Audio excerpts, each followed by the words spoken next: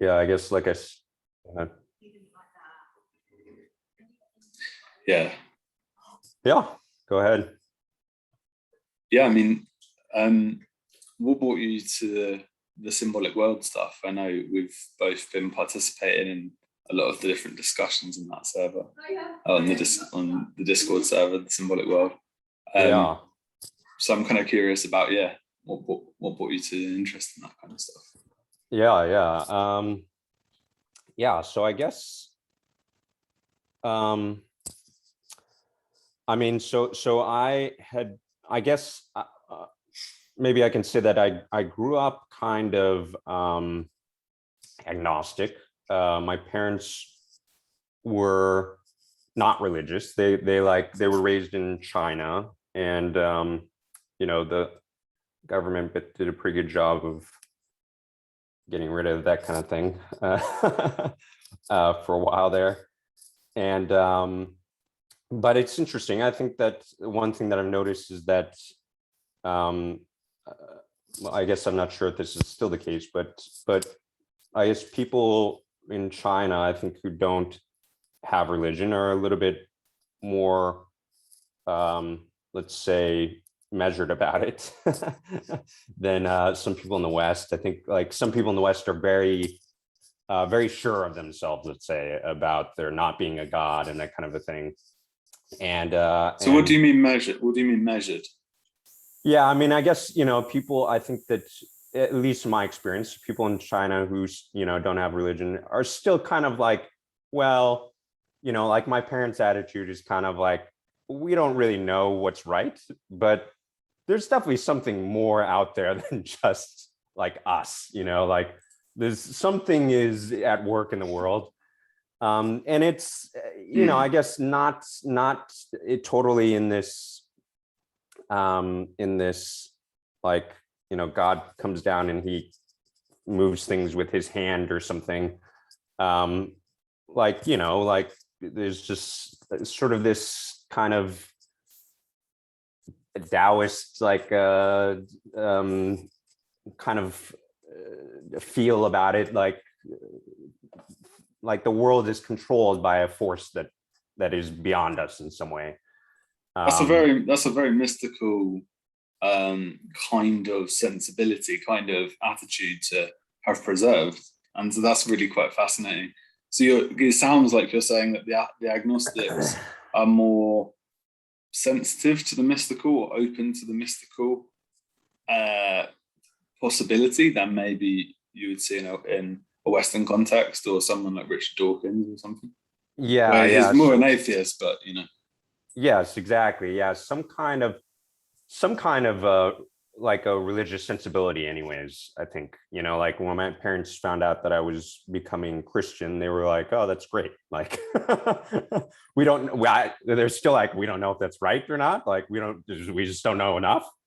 But we do think that there's something out there, like, we're great. um so whereas, I think that if you told maybe certain kinds of atheist parents in America, they would be like, oh, you're like crazy, like you're entering into a world that is like insane. Um so yeah, so I had that kind of background growing up. And then I think I've always had like a pull to really understand the world in a certain way. And so I became very like scientific when I was like younger. And then when I was in college, I studied physics and mathematics. And so I would say, like, through doing that, I became definitely more, like materialistic, I guess, like sort of like traditionally, not traditionally atheist, but atheist in the way that we're kind of talking about Westerners are atheists. But then when I was 23, I kind of stumbled upon, I guess, spirituality, like new age spirituality. I mean, very specifically, I met someone who really had an impact on me, and had, I guess, that I felt like I guess, the thing that I felt when I met her was that like she was a master at something that I didn't know existed. That's really the feeling that I had. And then, I guess in retrospect, I, looking at it, oh, go ahead. I, I just share a quick experience of that. Like Alan Watts and Yeah. Krishnamurti were two Uh-huh. figures for me who Yeah. kind of really did that in my life and in my story. But those were two figures that made me similarly aware. Yeah. Yeah. Yeah. Yeah. I think probably a similar experience. And yeah, I mean, I just, she was like glowing, when it's uh, like one of the first times that I really spent time with her. Like, I just had that feeling. And and I guess in retrospect, the way that I would think about it now is that she kind of possessed a sort of like a spiritual power, like an ability to talk about things that I really didn't know people could talk about, and in a way that I did it like with a certain kind of an honesty that I didn't know was possible, and a certain subtlety that I didn't know was possible. and It's like and quality breaks into the world of quantity in a way. It like yes, pierces. It's like a piercing of the veil by quality. Yeah, is kind of how I yes, see it. yeah, and she could perceive things about people that like, I think to a scientist, you're like, oh, we need more data. but she could just see this thing in people, which actually like is almost kind of obvious when she points it out. When once she points it out, you're like, oh, it's totally obvious even to me, but I just wouldn't have pointed it out. And so she just had this kind of quality about her. And so I ended up kind of going into this new age spirituality for a long time. But then about like 2-3 years ago, I would say it really kind of failed me in a way. And both in a, I guess, in a like more of a spirit, like, not sorry, in a more of a mental capacity, um like I felt like this stuff that I'm learning isn't totally consistent. And then also in a personal way, like I felt like I was like, this is not enough, um almost like enough, it's not structured enough for it to be like a good, um there's I gone to recovery programs, and there's this thing that they say, if you're in a recovery, they're like, oh, if you don't believe in God for now, just think of it as good orderly direction. And So that reminds so, me of something like Marcus Aurelius's kind of logos when he talks about it in the mm, meditations, some kind of rational order to mm, things, some kind of virtue, some kind of yes, secular yeah, bridging step perhaps to the possibility of God. I mean, let's pause on this new age thing for a moment because yeah, I share this experience mm, and I'm curious to discuss that with you because it feels like, how can I say it?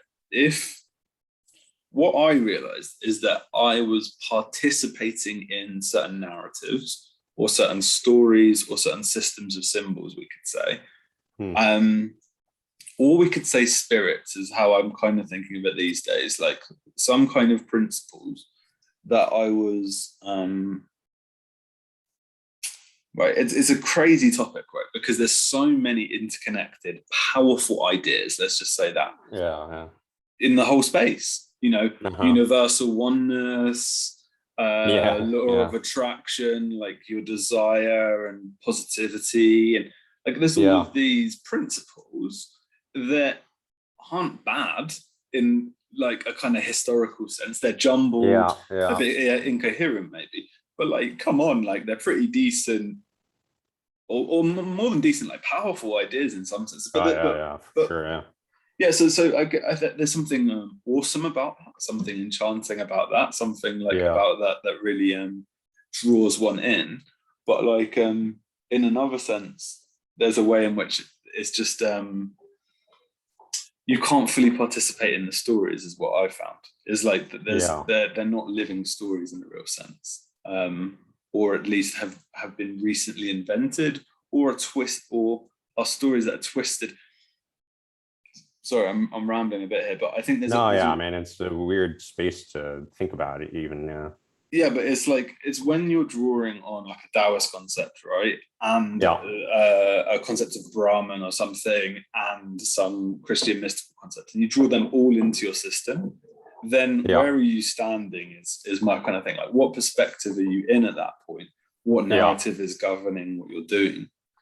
I mean, so I think when I left, I guess, like I said, is sort of, I mean, related to this idea that you're talking about, like I felt like, well, is this really providing me good orderly direction?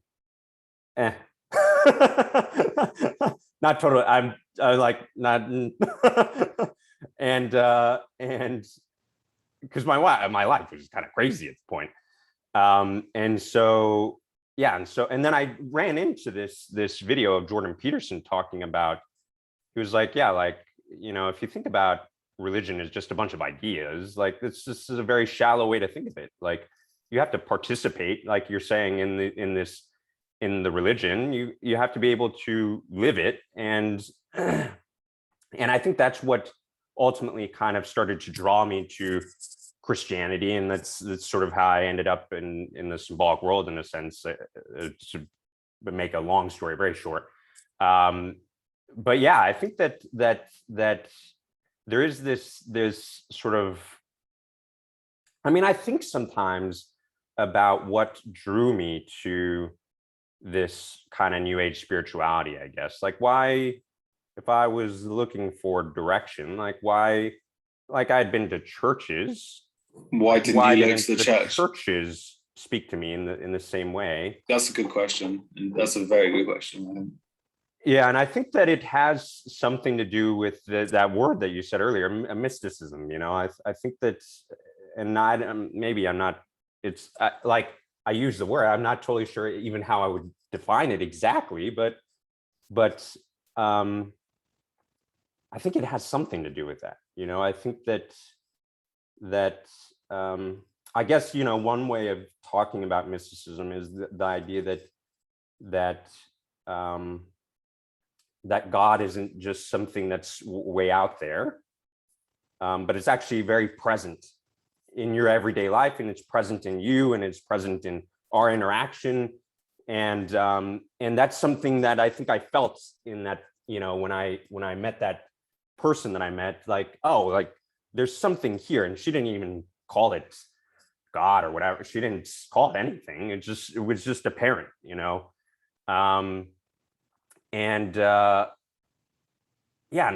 so I think that there's a certain type of personality for which that's very important, and I think that I'm that kind of a personality. Like it somehow was important to me to feel like it was present in that way, or accessible in that way, or something like that. So do you think that's the main thing that cracked the materialism then, was the kind of spiritual power of this person, and how that was radically other than a merely naturalistic or quantitative description of the world? Yeah, I mean, I think that I like what you said about the like quality breaking into the quantity, because it took me, I mean, even like 10 years in, I was still very materialistic in a lot of ways, and I still remain very materialistic in ways that are like difficult for me to. I don't want to say that I would like to even put them aside or something exactly, but it's very, very important in my thinking. I would say like the idea that you have to. And maybe this had something to do with like this draw to mysticism too, but this, I guess there's this kind of idea of materialism that things have to be proven in factual reality. And so that's still a bent in me that is very important. And I don't think it's necessarily a bad thing, but I guess the thing that is, maybe not good about it is that it blinds you to realities that to me now are very, in certain ways, very obvious. I mean, yeah. So let's talk a bit more about those realities in a moment. I mean, because I would say that it's basically a heaven and earth symbolism we're getting there. Because the heaven being like the noetic realm, or the realm of ideas, and then earth being more to do with material things or material realities in concrete. And I do think there is a wedding of heaven and earth at the center of the Christian vision. And at least there's something you call materialistic. I don't know, stretching it to use that word, but about the incarnational aspect of certain aspects of Christian theology, because that's kind of emphasizing on prove it, like flesh. You can touch the flesh of Jesus, like, and so that I think that's kind of like earth, capital E, earth symbolism, of the matter and the concrete fact, and the way that the archetypal story and the mythos enters into history, all of that, that emphasis on locality in space and in time, in the Christian narrative, I think very earth symbolism to that. For sure. Of course, meeting with heavenly ideas and very, very powerful ones. But I think there's something to that. But then I would see what you're describing there as an imbalance, which I think I share as well. I went for a very nihilistic period, and I think that's basically kind of connected to earth symbolism alone without the heaven symbolism. It's kind of, I'm seeing it as a spiritual blindness, or basically I'm seeing it as a spiritual half blindness, where we have one kind of eye that can see only the earthly aspects. And especially like STEM and mathematics and applied mathematics is all devoted to the mastery of that domain. And there's very concrete, provable, tangible ways in which mastery of that domain is a social good, at least in our current cultural context, right? And it's less obvious how poetry, love, God, subtleties such as this are social goods in the same way. It's less obvious, at least. How can I say it? It's less tangible, it's less provable. And so what do you think is like the nature of this more heavenly aspect, which is, I think that's a lot of what the discussions in the symbolic world tend to revolve around, is this other eye, this seeing of the spiritual eye, seeing of the symbolic eye. What kind of put you onto that stuff, and what do you think are some of the most important ideas or interesting ideas to you in that kind of domain? I mean, I think, the first thing that I guess is just not totally answering your question, but something that while you're talking, I thought about was, I mean, there's like an interesting thread in what we're talking about, which is that, both of us had this draw to mysticism, which had to do with sort of bringing heaven to earth. Like, it was important in some way to us that heaven was brought to earth. But then also this weird sense in which like heaven is like the problem is rather that we can't understand heaven or something like that. So it's, anyways, it's just something that when you're talking, it sort of made me think about that. And then I think in terms of like, I guess what is heaven? I don't know. I like one thing that I've been, I guess, I think the to me, the most pertinent idea is the idea of patterns. So there's like, I guess you could say that, like, if you're just trying to answer the question, what is the world made out of? And there's a materialistic answer, which is the world is made out of atoms. It's made out of matter. But then if you take that idea as less of an assumption, I think in science nowadays, it's almost like an assumption. The world is made out of material things. But if you step back a little bit and you say, well, maybe that's actually just a hypothesis. Like, what is the world? Even there are these new branches of science nowadays, like called complexity science, right? And I think that they are touching on some of these ideas. And obviously, Jonathan Vervaeke, he kind of talks about consciousness, right, as part of the world too. But like another, I think almost more very neutral way of looking at things is what is the world made out of? Is it only made out of atoms and matter? Well, it's definitely not the only thing that you care about and the only thing that you perceive. Like patterns. And so patterns are deep into science, right? Into physics. What do you do? You studied maths and physics.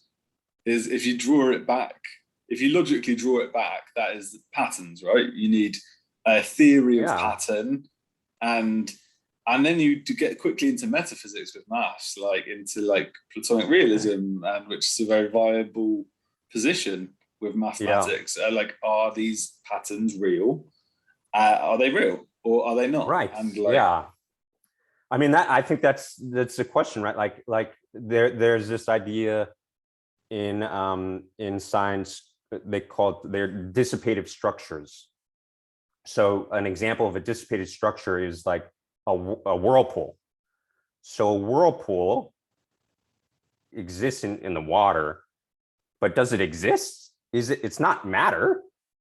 It's a pattern. Like the water that's part of this whirlpool is different from 1 minute to the next. It's totally different, which is the same about people too, right? Like 7 years from now, they say like all your atoms have been replaced, right? So who is Sam? Like what is Sam? Right? Pattern, like it's not, Sam isn't just atoms. Like so I think that's to me is a very taking patterns. Very good. That's very, very good. So taking patterns seriously is kind of like the precursor or the premise or the first, maybe the doorway to some of these other themes in the symbolic worldview generally. And I think that's very interesting to consider how the root of physics or the root of mathematics can actually lead you directly to that place if you just reflect enough on it. And even materialism generally, if we need a concept of an atom, an atomic structure, if you're conveying that to me, that is a pattern, isn't it? Don't you have a visual pattern of what an atom would look like? Don't you have a theory of its nucleus and electrons and all of these? Like, aren't those patterns as well? You know, like, and so there's very, let me just say that the questions I think are important in the philosophy of science and the philosophy of religion, I think, because I think it's all about pattern orientation at some level. And you know, like mathematicians and scientists can be sure of their mastery of patterns. Like if you could say anything, like predictive knowledge is mastery of patterns, right? So like for sure, it's like being a practitioner of patterns. And so okay, so there's being a practitioner of patterns, but then there's the reflective aspect of the equation, which is not being a practitioner of patterns, but reflecting on what is a pattern. And I think that gets into the different aspects of symbolism and the aspects of the way that the world is structured. And we've already talked a bit about heaven and earth as a pattern. And an intuitive sense of what that means.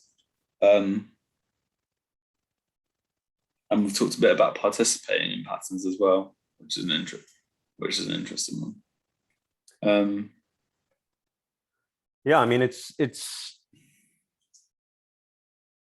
it's like I mean, it's like a mysterious thing, right? Like what even is a pattern? Totally, it's like kind of defined intuitively in a lot of ways. I mean, maybe there are, yeah, I mean, maybe there are more formal definitions of patterns. I think that it's something that No, I haven't looked into, I but think that's good actually, philosophically as well, because Kant in his first critique of pure reason uses the word intuition, and yeah, so I think there's a philosophical precedent for it because Jung talked about it too as the intuitive types versus the sensing types in his Myers-Briggs past was not his, but yeah. that kind of system. Sorry, go on though. I think intuition, yeah, like Yeah, Plato as well took seriously intuition, so I would say. yeah. I mean, I guess it's like almost there's a little bit of a, I mean, there's like a jump, like what, like something's it's like not quite a pattern, and then all of a sudden it becomes a pattern, you know, and then and it's like something is born, and then in another sense, like but it's also you having an epiphany in a way, like you realize that there's a pattern, and there's some kind of a That is relationship that the that so between that's those the things. base. So that's the basis of our knowledge. Are you saying? So that's the kind of epistemology in a way. If you say like the way we know is by recognizing patterns, Right. and so like when we speak, even what we're doing in this very conversation is merely mapping stack layers of patterns within our own life. And then if the conversation is of any value, it's because it's a condensation of those patterns. Like John Peterson talked about the idea of the gist, which I think is really cool, and how like there's a gist to this conversation, and there's a Yeah, yeah. gist to its tributaries as well, and there's like Right. a kind of general gist to it, and that's Right. an immediate compression on your side, on my side, and kind of emerging from the constraints and the possibilities of the very conversation. Um, there's yeah, there's something about that that's getting at. There's something about dialogue, I think, that is able to kind of um,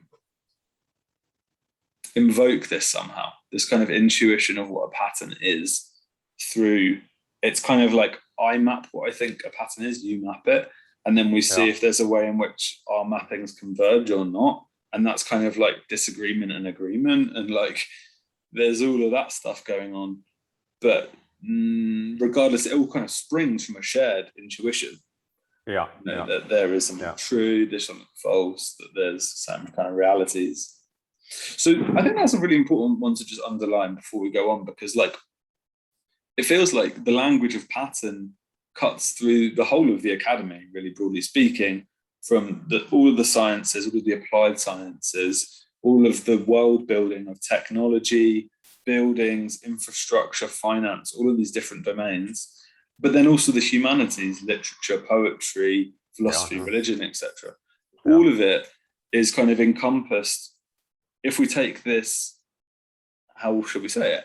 This metaphysics, this ontology, this epistemology of pattern, basically, seriously, then has a deep explanatory power, I think, and a unifying power, a power that Yeah. can say, look, here's a space where we can talk. Here's a space that a secular voice can come directly into with a more religious voice, I guess, and they could share a space in the space of pattern, in the domain of pattern.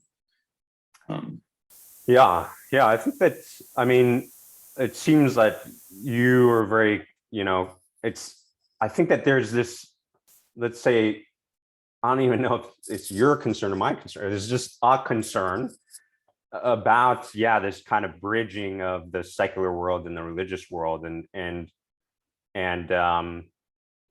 yeah, I do think that this idea of patterns is a good bridge, you know. um yeah, yeah, I mean, the other thing that when you're talking, I thought about was, yeah, like, I guess a very simple cosmology that I've been kind of using as a way of looking at the world is this idea of the higher waters the lower waters and then the dry earth in between, right? This idea from this image from Genesis, and that the dry land represents sort of the rational space, right? Like the world which we kind of understand and have control over in a kind of like a relatively immediate way, right? Like could we say techne in like the Greek word techne, something? Yeah, like maybe, yeah, something like that. I think that there is like a potentially a kind of like a higher level than that too, like maybe, yeah. I think techne is maybe a good way to think about it, but yeah, like this kind of the space that we, yeah, like understand that we have control over in a certain way. So yeah, I think techne is maybe a good way to talk about it.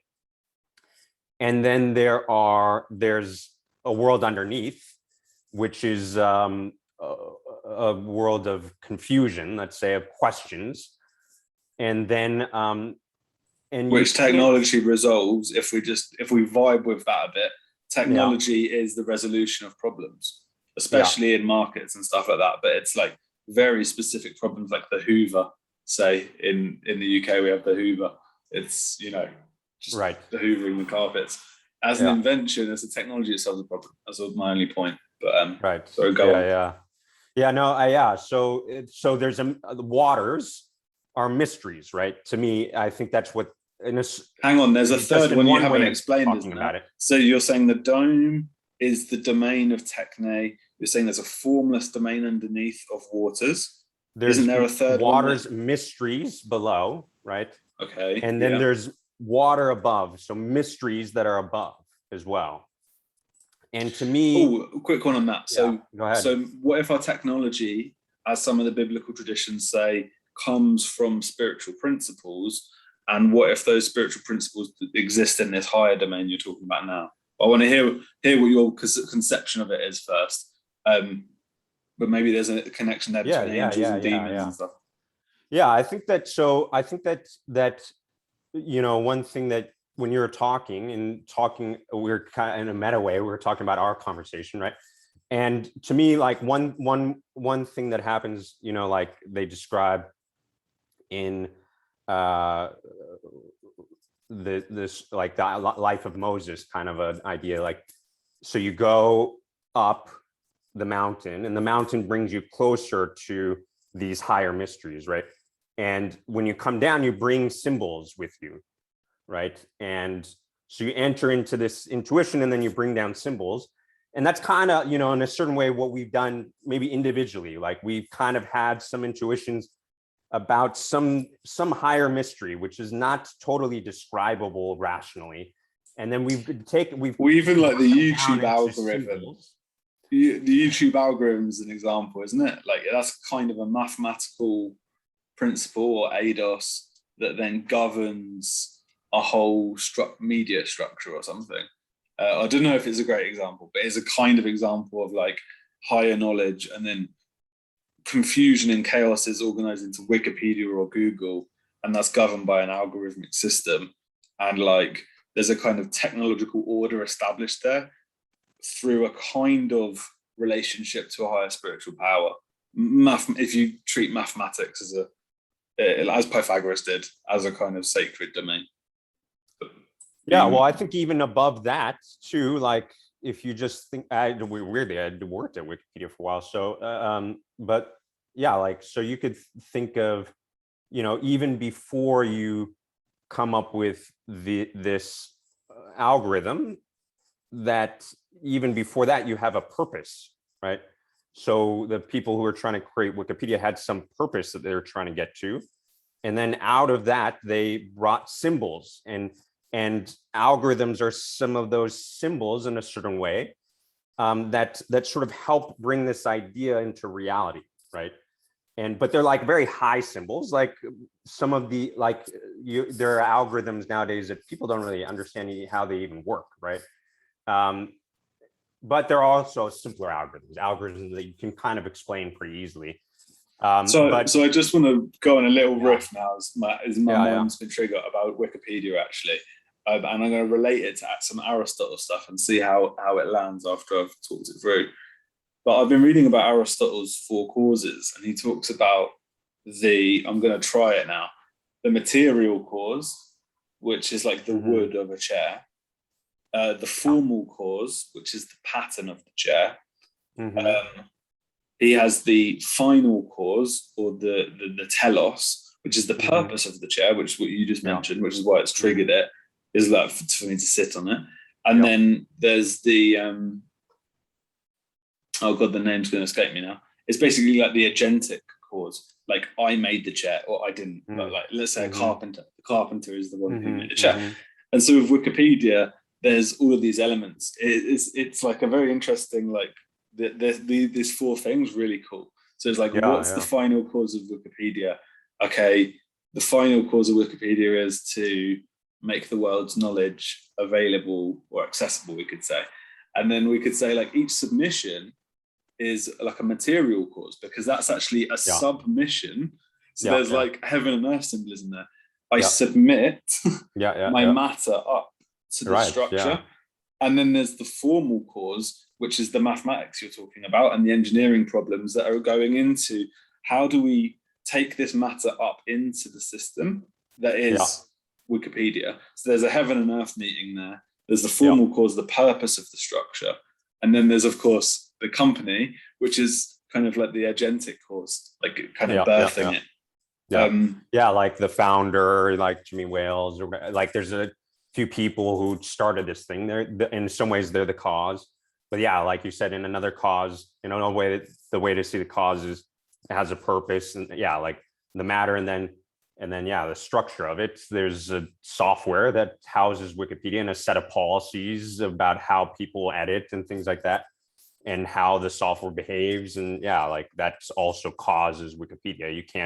It doesn't exist without that. So I wonder if we can like talk a bit about that heavenly aspect of it then, because I think that's the more where it gets more invisible and interesting. Because where do the principles that govern our shaping of matter come from? Where does a chair come from?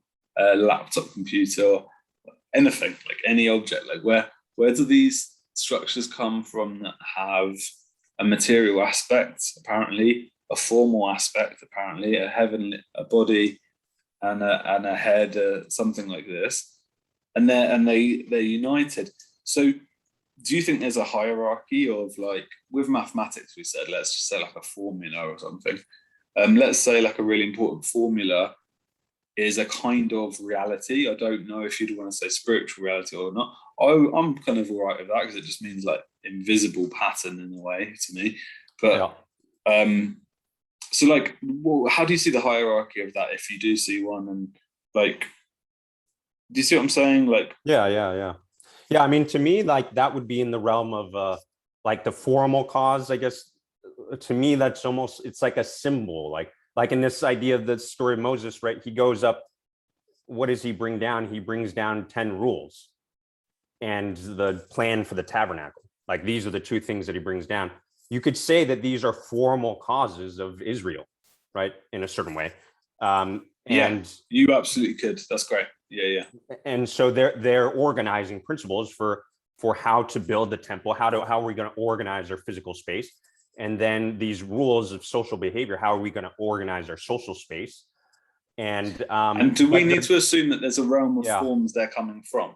So if there's 10 rules that have just come down, does that mean I think this is getting into Platonism pretty explicitly, you know? But like, are we now saying there's a realm from which these 10 laws have come, and that has an ontology?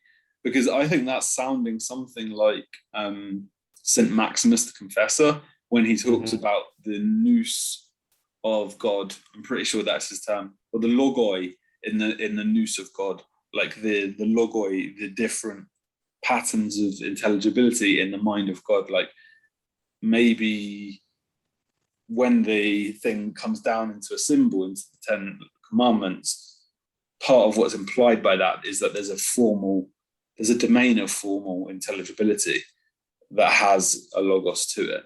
But I wonder what you think. I wonder how you conceptualize that. That's just an idea, I guess. Yeah, I mean, yeah, I guess to me, I guess one way that I think about it is that, like it's called they're the higher mysteries, right? So in a certain way, we've already acknowledged like we don't totally understand what's happening. Like something's happening but we don't totally understand what's happening. And I think that, I guess to That's bring it fair. to That's a more, really good thing to say. Yeah, that's fair. Like there's real limits yeah. on what we can. But I think if we bring it into a more like mundane example, like this Wikipedia example, I think that there are in like almost there's a way that intuition functions. Like if I know that, and I think it's guided by this telos, right? If I know that I'm trying to create this crowdsourced encyclopedia, there's certain rules that kind of seem to make sense, right? But then maybe there's also some pruning process, right? Like I kind of create some rules, but maybe not all of them are totally right. Although I do feel that a lot of times there are these moments that people have where they, and I would assume that that let's say what happened with Moses is a very very intense version of what I'm going to describe, but I do think that there are times when people come down with these forms and they are like almost ready made, they're just, it's just, where did it come from? Who knows? But I but think that I with was music, with yeah, songs, like the coherence and the depth and the beauty of songs, it's called music because it's the muses were speaking to the right, artists, right? They're yeah, filling the yeah. souls of the artists with enthusiasm. But yeah, like that's really interesting.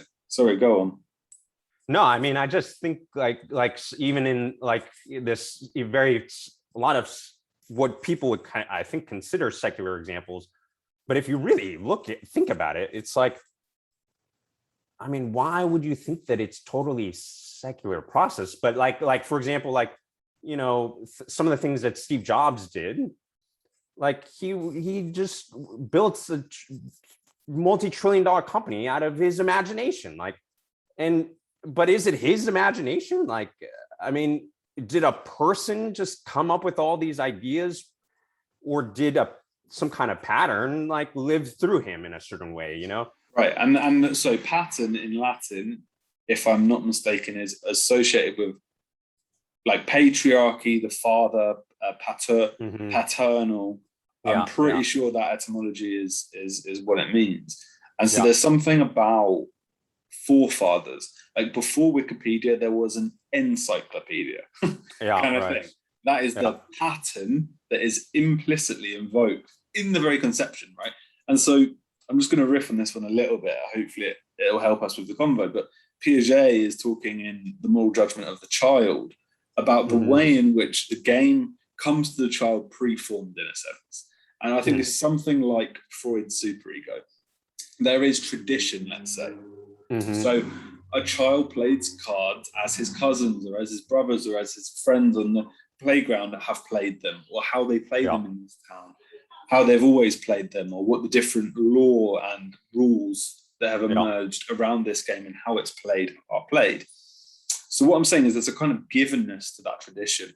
The child yeah, adapts themselves to learn the rules of the game in this way, but yeah, there's already a kind of givenness to that pattern. yeah, So, yeah, yeah, and that is, we could use many words from it for ancient wisdom, something like this, or yeah, ancestral tradition or pattern. That is exactly what it's doing. And we're imitating our friends, we're imitating our parents, we're imitating it all over the place for yeah, patterns, for yeah, patterns. yeah, And so I think part of this is part of the problem of religion or post-religion would be, for me, like the idea of patterns that can grab hold of the imagination in a negative way, yeah, because we seek them. If we fall into this, if we use your model of, or the biblical model of this, yeah, the waters below, if we fall into the waters below, into the desert or whatever, we need a kind of pattern, a kind of order. yeah, We yearn for that. We do really need that. And so then the question becomes, what's the quality of that pattern? And that's when I think things like spiritual hierarchy actually become Yeah. immediately relevant, because it could be a demonic pattern, it could be an angelic one, and Yeah. arguably truth and reason are aimed at separating the different possibilities of pattern there.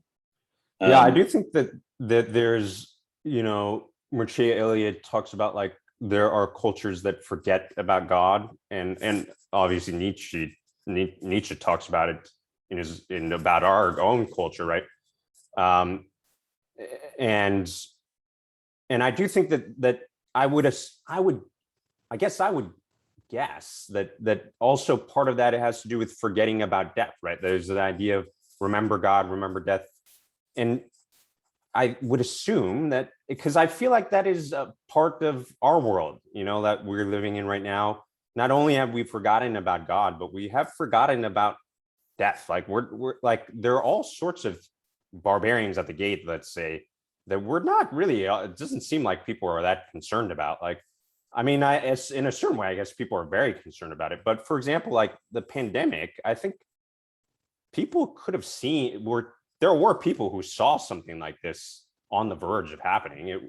It's not like it was hard to predict for the people who were really trying to predict it.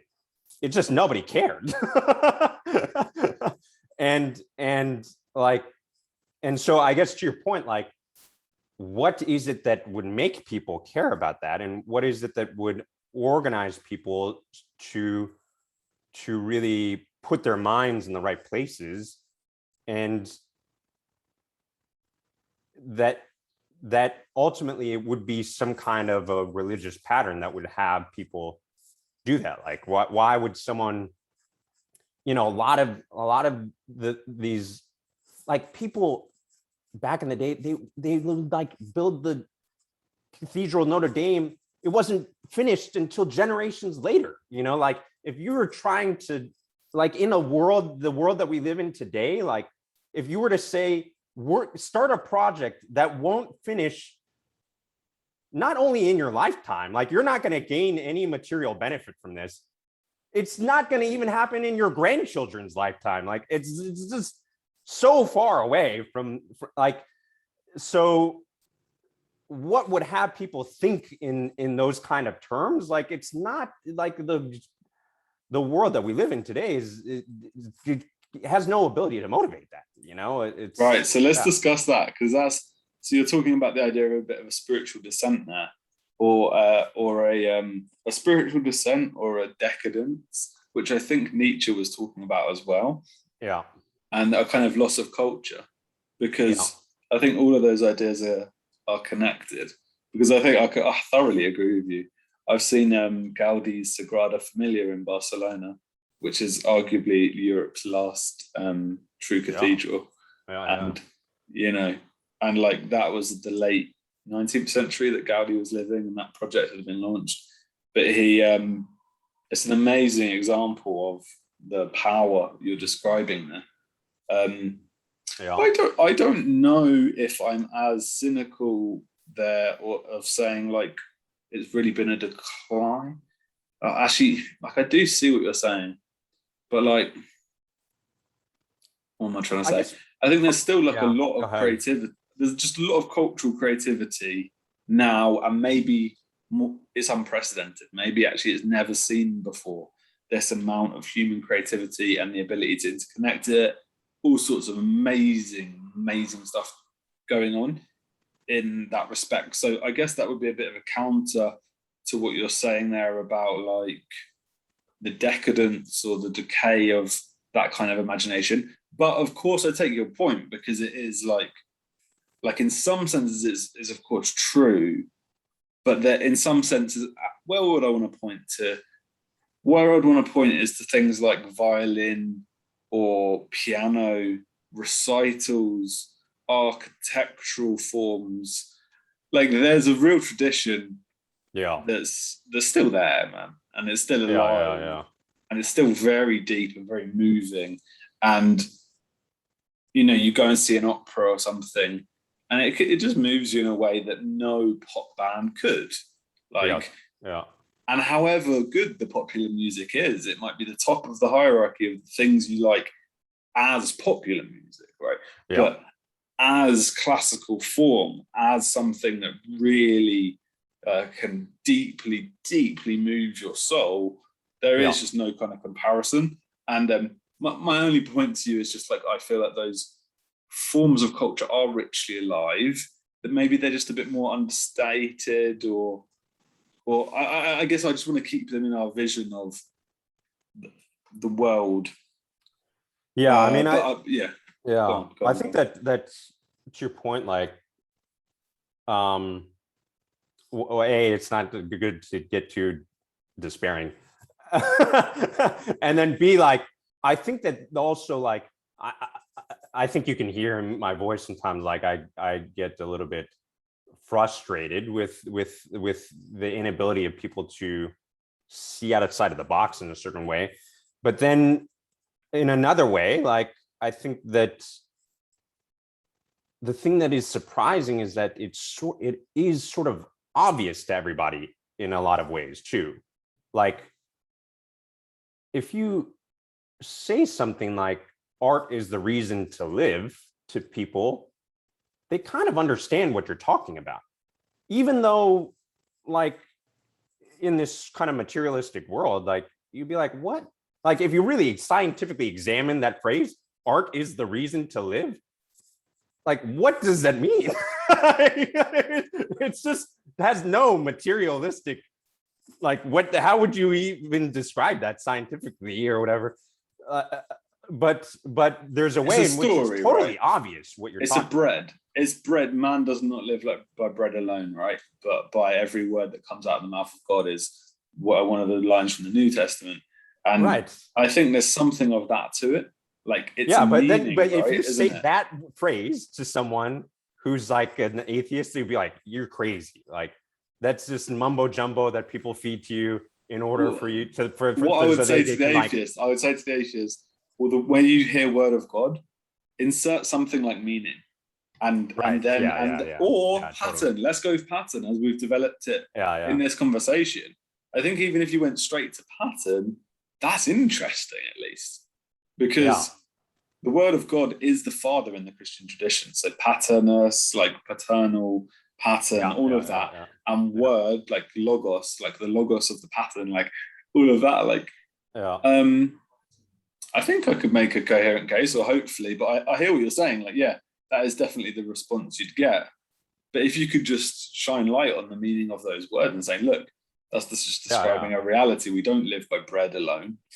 Like, that is something we live by, but like, we don't just live by it. It's like, you can say this phrase, which is like, people don't live by bread alone, and someone would be like, what are you talking about? But then, like, an hour later, you could say the phrase, art is the reason to live, and people would be like, oh yeah, like, they would totally accept what you're talking about. And so it's really strange. Like, in some ways, the material world is super blind, but then we're very blind to these, like, the creative, to the upper mysteries. But then in some ways, it's like, it's totally obvious to everybody. Because the creative, I think the creative is a kind of fringe, I guess, the creative world. The creative is it's a kind of fringe, but it's also like a really important way into this central mystery at the heart of every creator, which is creation. Like, what is that? Like, and what's going on with that? And then we've got pop music, just like these whole music industry, just like governing this principality called music, which is again governed by a muse. And then you've got these artists walking around basically spiritual, and then in a kind of new agey sea of chaos, maybe a lot of the artists, but there's spiritual stuff going on there 1,000% in all of the art, in all of the rap music, in all of the bands. It's all there. Principalities and powers, like and how are we saying that? We're saying that the waters above are almost polluted by some kind of demonic eidos or logos that is forming our lower world. Is kind of, to use some of the biblical images you've been using anyway, like, there's a way in which order is being patterned and brought into existence, but according to a demonic principle. And I think of sin and passion and all of that as just basically that, like, demons are patterns. Demons are patterns of these things. Okay, Yeah. Lazy, what is it? Laziness, sloth. Okay, yeah, that's a pattern. Guess what? If you don't labor industriously at something, then things tend to chaos, like in your room, right? Like Yeah. that's just a law. That's just a pattern. Like you can just immediately, presently see that in your experience. Same with a pattern like anger, a pattern like patience, turning the other cheek, pattern like generosity, a pattern like greed. Like all of these are real patterns in every human life and in every human story. And so, like, I think this pattern thing's really good. Thanks for bringing it up, because I think it's just like, it's just such powerful and practical language. Yeah. And I do think it's important. I don't know if it's just myself. I wonder what you think about it, but like, I do think that bridging idea is important in today's world.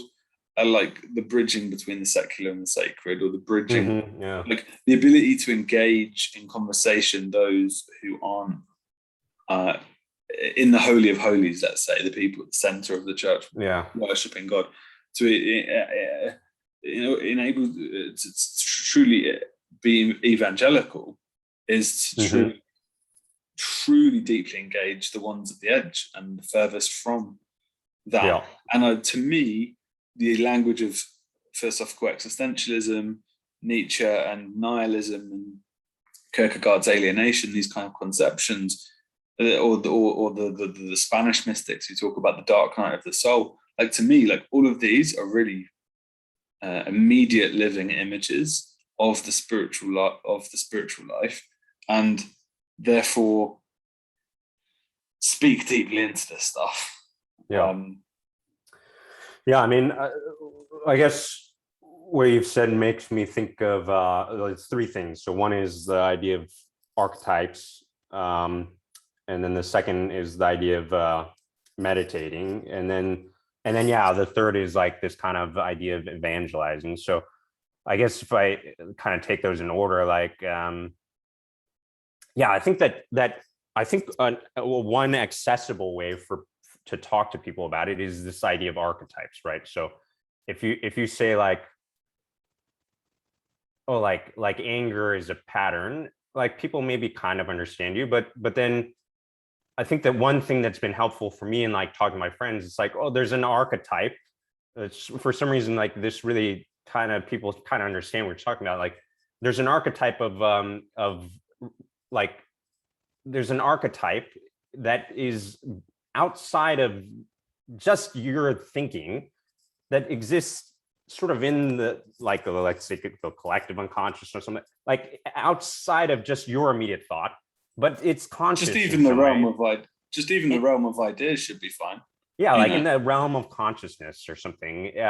And so it's a pattern that governs anger, let's say, and there's an archetypal space in which something has to take that archetypal space, right? Oh, by the way, I've got a really cool story for you. As you've been talking, I'm reading Tom Holland's Dynasty, which is about Rome, and like, do you know, like, Rome, Mars is the father, the pater, like the pattern of Romulus and Remus, and Romulus and Remus, their mother is a she-wolf. So basically, Mars rapes some Greek or Roman god. I'm getting my mythology confused, and basically gives birth to Romulus and Remus, and then they're raised by a she-wolf. So anyway, that was just a quick note as you were speaking, because Mars is a pattern of anger, like this archetype of anger we're talking about, and B, the Roman character as a historian. You just need to put on a historian's lens, right? Tom Holland, or someone who's actually just looking at Rome and being like, okay, Roman character. Oh, what a fascinating coincidence that this deep mythos of Mars, basically through an act of aggression, seeding the Roman culture, which is the most martial culture the world has probably ever known. I don't know if that's an exaggeration, but it is a very martial culture. Right. So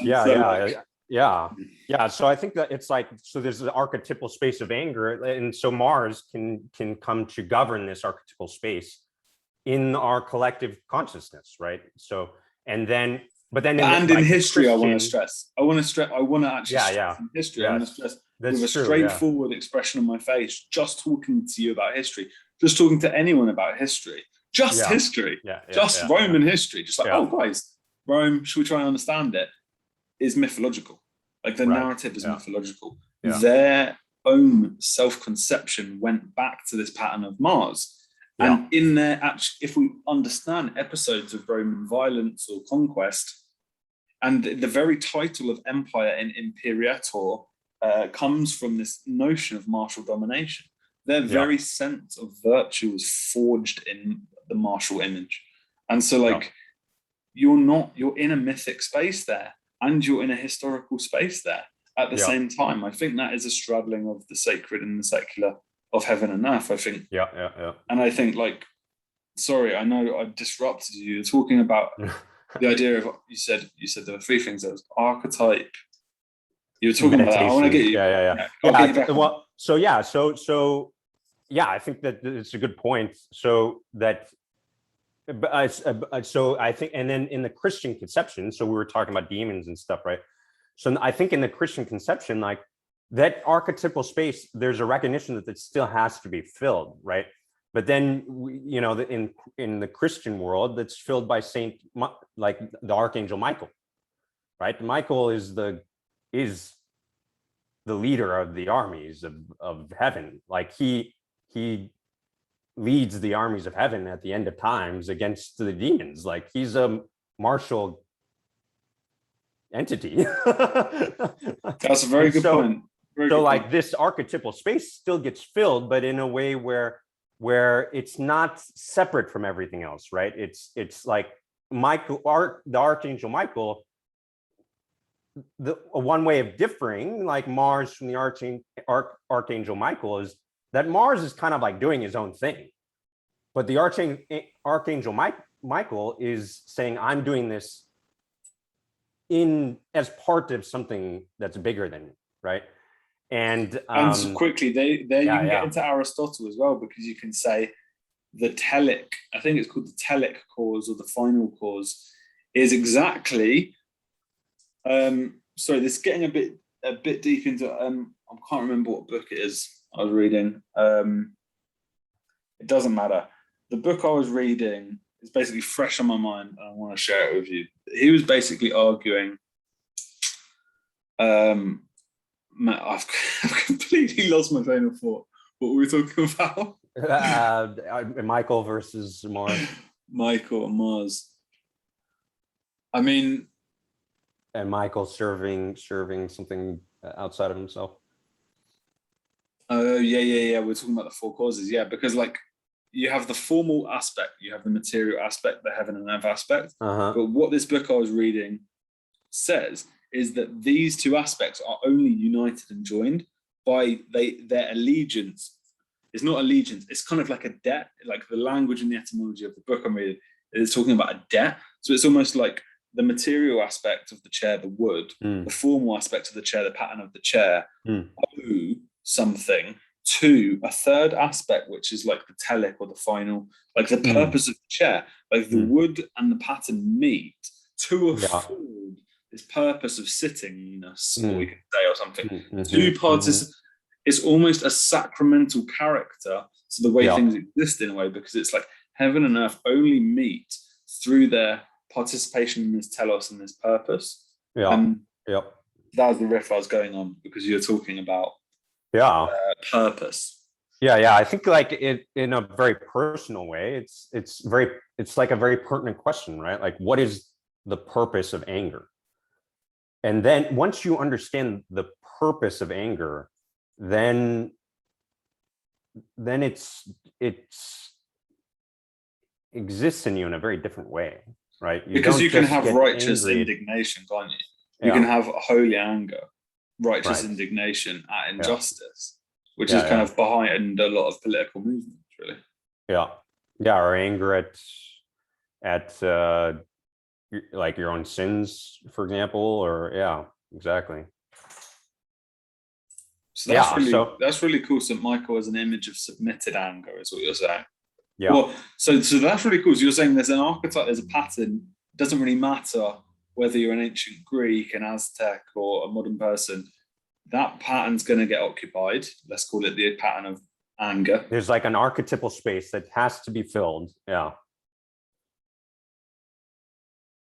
That's a good argument, because if you assume that premise, then it has to follow that something fills it. And then we can maybe, from there, that gets into a whole discussion of the different systems that could inhabit that. Spartan culture, that's an example. Roman culture, that's an example. Yep. But St. Michael submitted as the leader of heaven's armies is a very interesting one too. And I think that it participates in the image of the heavenly city as well, like the guardians of it and stuff. And like Plato's, because Plato had the warrior class, of course, you know, they were the second in the Republic. Yeah, like Athens, right? It's submitted to Athena. And then my church is St. Catherine's. She's like the goddess, or the saint of learning, you know. So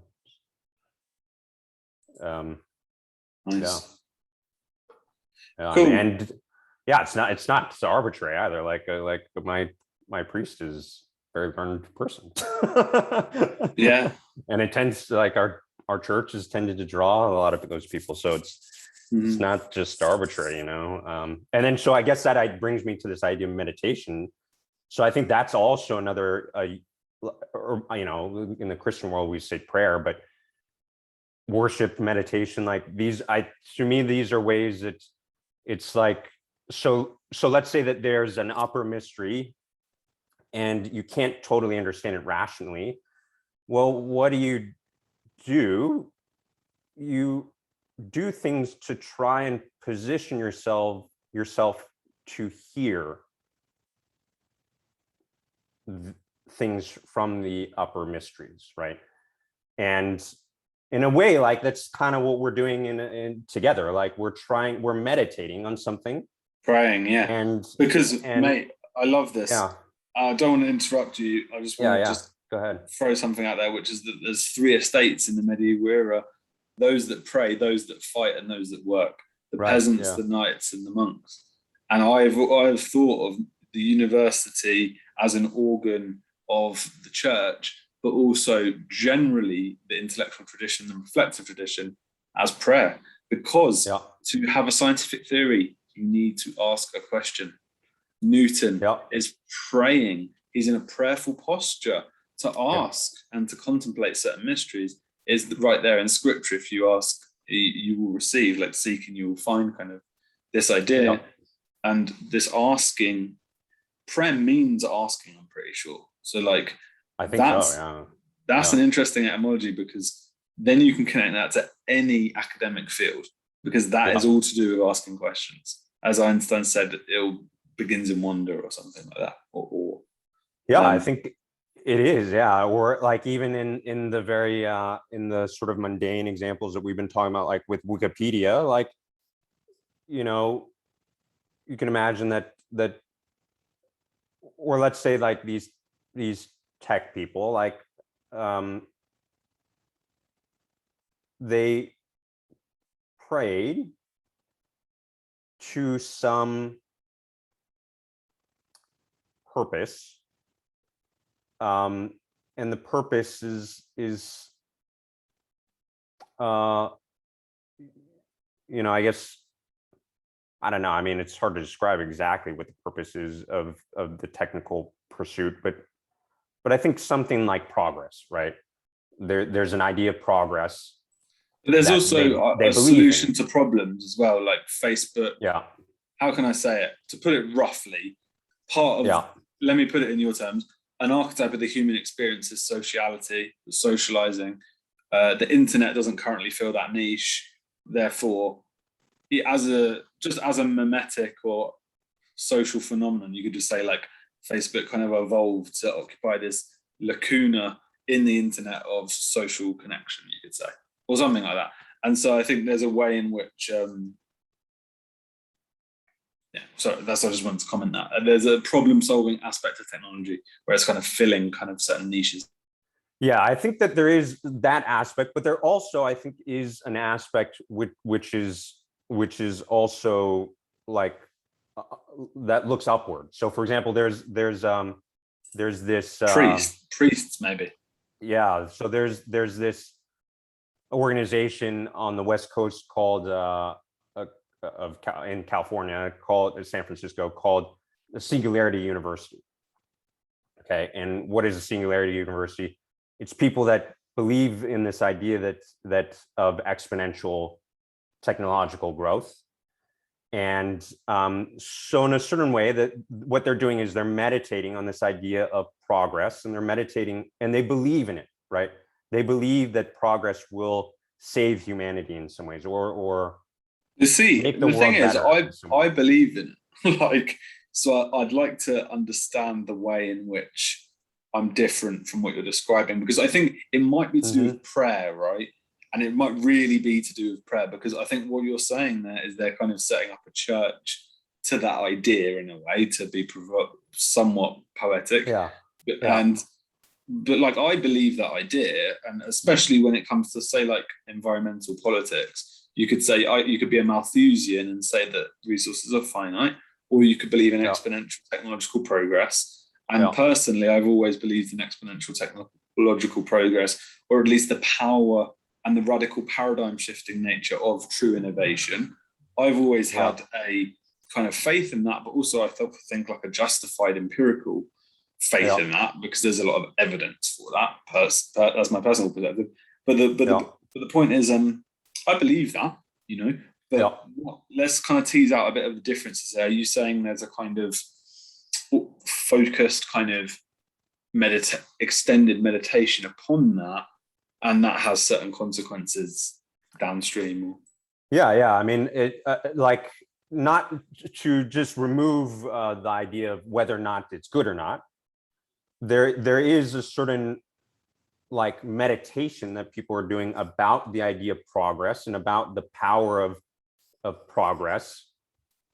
And then if you meditate on that idea enough, you get very good at it.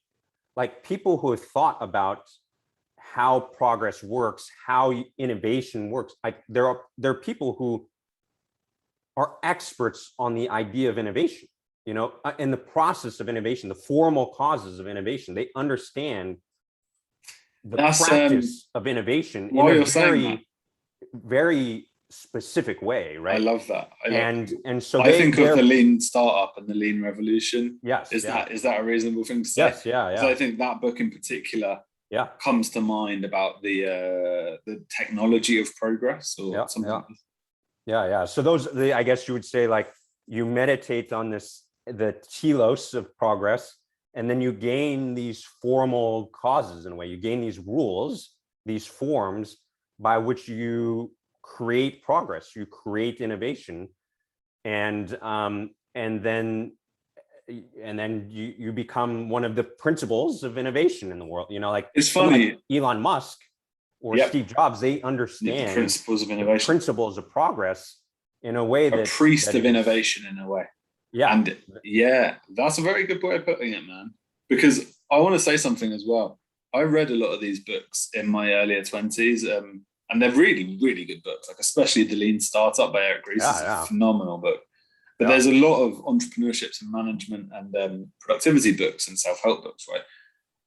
The thing I found with it was there was a distinct lack of soul.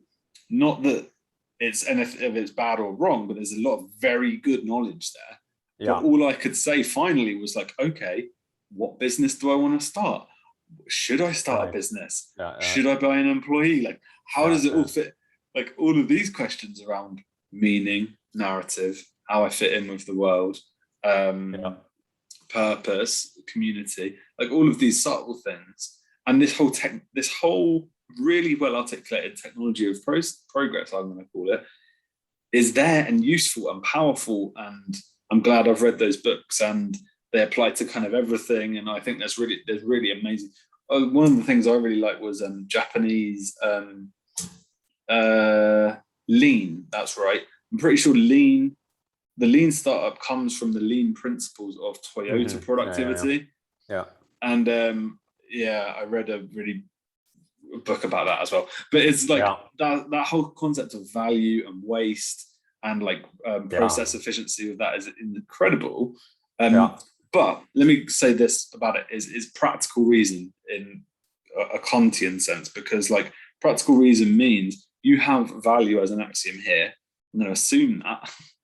Okay, let me assume value about this system. And now let's talk about value, waste, and all of the mechanics of value production and waste elimination within that system. But hang on, you've given a big axiom here. Why are you assuming value? And what is the value? And how are you defining value? And all of these subtle things.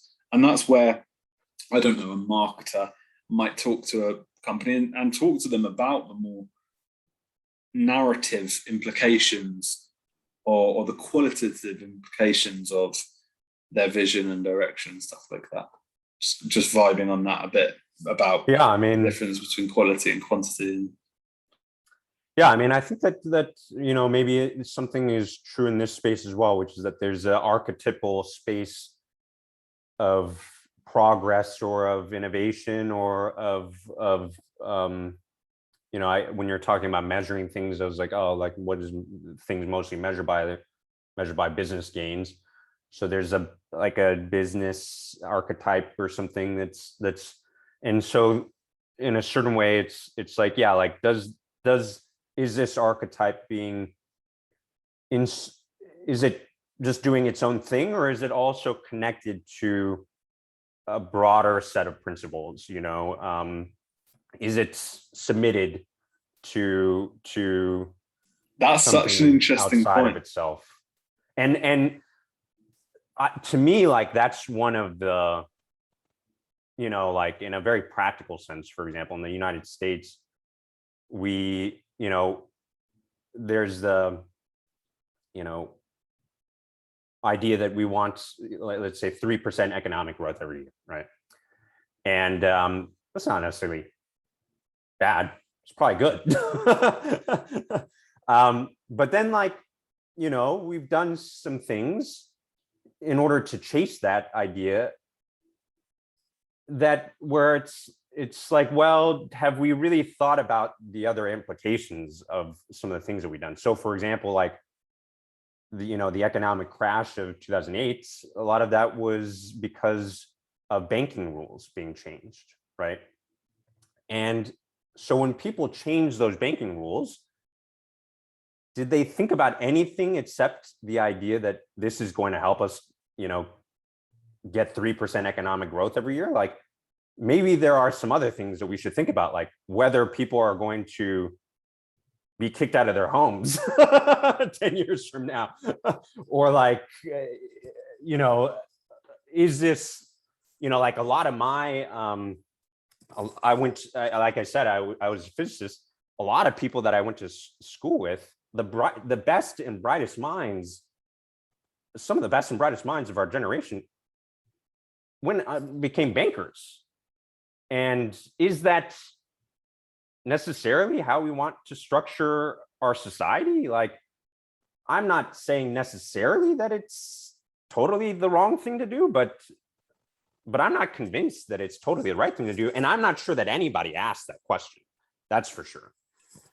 Well, so that's a very interesting question. And doesn't that come into something like the patterns or the ideas, probably want to stress ideas, that visionaries or leaders or entrepreneurs or innovators, let's say, can actually come up with? Because, and maybe finance, like to be fair, it doesn't particularly interest me, but it may will particularly interest someone. And I know people who it genuinely does, and fair enough. Yeah. And so I'm saying, like, what's my point? I guess part of that is about the attractive force of the patterns and ideas that innovators are coming up with, right? Because if there's a dearth of them, then the only options for technologically gifted people is to just serve a principle that's maybe less inspiring or less interesting, if you know what I'm saying. But so, for example, like, well, I'll give you a very direct example, I guess. So we have these people who are very good at technical innovation. We directed them towards finance, which I agree with you. Like, I'm not trying to disparage finance. It's not the thing that's the most personally interesting to me either, but certainly I recognize that some people should be interested in it, and I'm happy to pay those people. Yeah. I'm glad that they exist. But right now we're living through a pandemic, and we're our supply chains are not equipped to handle the stresses that they're under right now. Are there enough technical people in the supply chain field? So that's one question. Second is,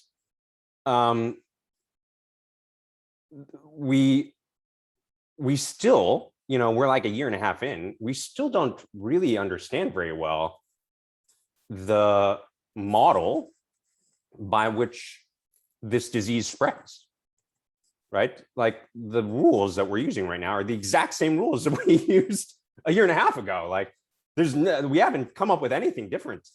And so are there enough people who are in the bio field thinking about models of, disease spreading? And good, important questions. Yeah. And so what is it that would have people, like if we think about the formal causes of the pandemic, like people the idea of the flood narrative, like Jordan Peterson talks about this, right? Like you could say that what does we do, like we have no control over what if a hurricane happens or whatever, so we don't cause the flood. But then he's like, well, but part of the reason that New Orleans flooded during the hurricane was because they didn't build the walls high enough. So but it's so also like, the same with COVID, right? Like, yeah, like 20 years what does it ago, mean? it's If you think of meaning, the cause was 20 years ago. Like the 20 years ago or 50 years ago, you weren't thinking about how to deal with this disaster that is also predictable. Totally. And also when I think COVID's a bit different. I guess it's somewhat different because there's a relative novelty, but maybe we could discuss that because I think that's maybe the point you're getting at. But what I wanted to say quickly was like the difference of like post-vaccine London and England is massive to pre-vaccine, and that's a garment of skin or a techne. And if we associate that with your dome, there's a kind of sense in which we fell through into the river, to the waters below, into chaos and into a confusion, because it was novel and we literally didn't know what this was. Didn't know, therefore confused, therefore no conceptual scheme for what it is. It's a novelty, it's an anomaly, right? So we're in confusion. And then there is a kind of prayer. There's a general prayer of the scientific community, but of the community at large, to a kind of noetic principle. Some principle is basically derived in a forum, or not a forum, a formula or a code for how to produce this thing. Yeah. And then this thing becomes the arche, or the principle of the world, and then that pattern establishes itself on the data sets.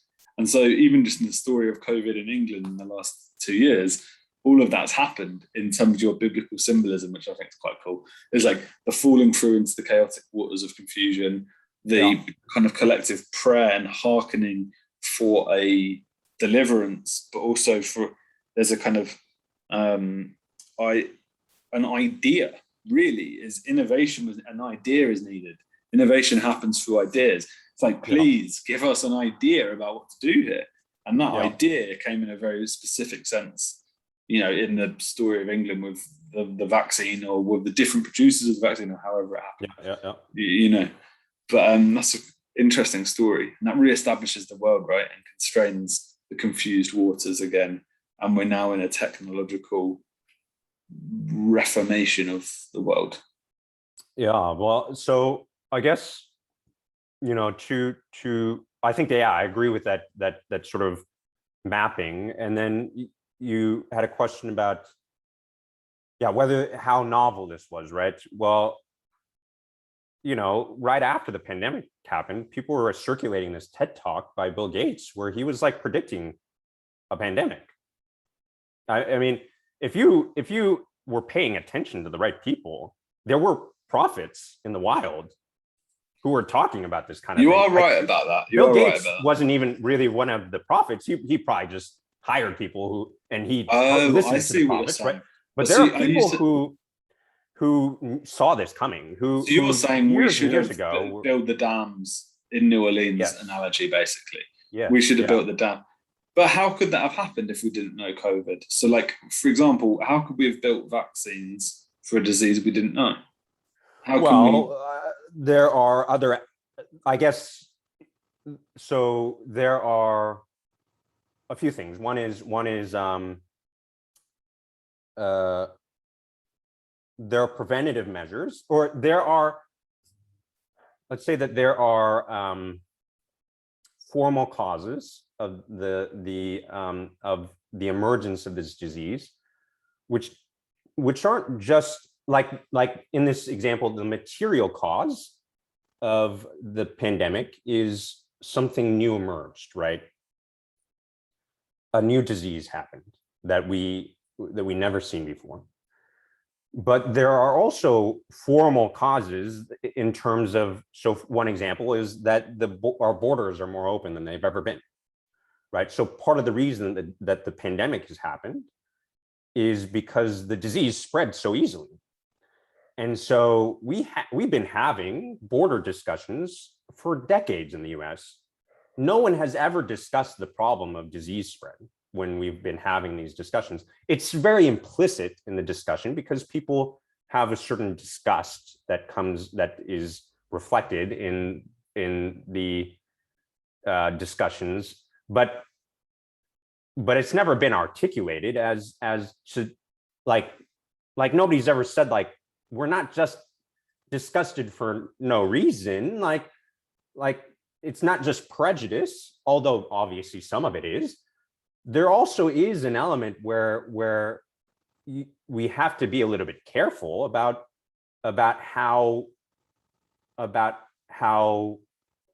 open the borders are for very good reasons, and we haven't articulated those reasons. So that's one example. The other example is that there the manner in which so I guess you could say that the problem was a novel virus.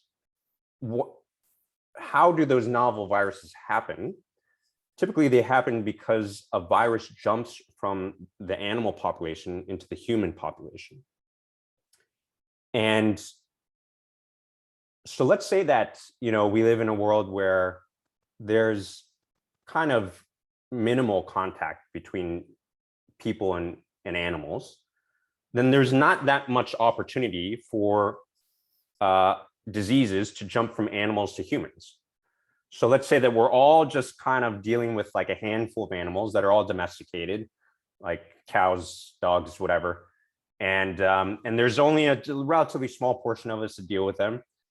Then we're pretty protected from novel diseases. But people who've been studying this have seen that over the past few years, the amount of risk exposure that we have to new viruses jumping into the human population, this kind of surface area of contact between humans and animals has been increasing. And so one of the things that you can think about is, well, actually, it's very likely that not only that this pandemic was going to happen, but that more and more novel viruses will jump over moving into the future. So what do we have to do in order to deal with that? Well, one is we should prepare the supply chains so that if something like this happens again, we are able to deal with it. And then the other is, I see what you're saying. We have to prepare our medical technology so that we can generate, solutions very quickly. And we need to prepare the policy arms to be able to deal with, like, if there's, like, the FDA was totally caught off guard, right? Like, they're just kind of, I see what you're saying. Just the wild, they're like, okay, well, let's just approve some emergency vaccines. They have no policy to deal with this. I mean, even like when another thing that people were talking about when this first happened was that, like Barack Obama left a plan for how to deal with vaccines for Donald Trump that they basically just tossed out, right? And I'm not saying that, Obama did everything right and Trump did everything wrong or anything like that, but that just this idea that there were things that we could have done, and if we had been worshiping business a little bit less, let's say, and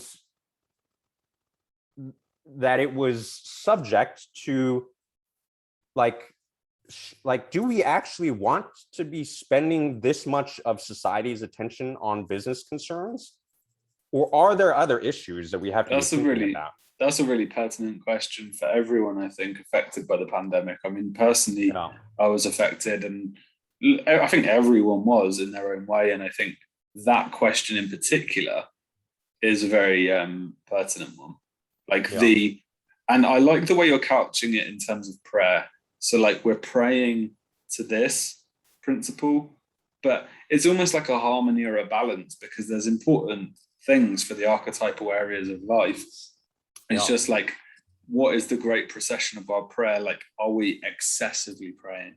And I think we were all woke up to the fact that yes, actually was the answer, in the sense of like the whole wheel of airplane, flight, trade, all of that whole system was actually just stopped or dramatically changed in some ways. And I think I think that was a great revelation actually that happened. Anyway, look, I need to go actually. I really appreciate you taking the time out. That was conversation. I mean, that was really cool. We went patterns, maths. I really like this, what we were playing around with technology and culture in these ways of like the ideas of priests, and also, there is a kind of magic to that priesthood of worshipping algorithms, or what you said innovation, and the way that actually brings through certain tangible things, but then there's a kind of wildness to it and a danger to it. Those kind of patterns, but look, thanks for taking the time, and like thank you. We'll have another conversation again if you'd like. I found it really stimulating. Thanks for asking. I appreciate the conversation too. Obviously we're concerned about a lot of the same things. I guess we're praying about a lot of the same things. Exactly. Look, thanks a lot, and we'll catch up again soon. All right. Bye. Bye.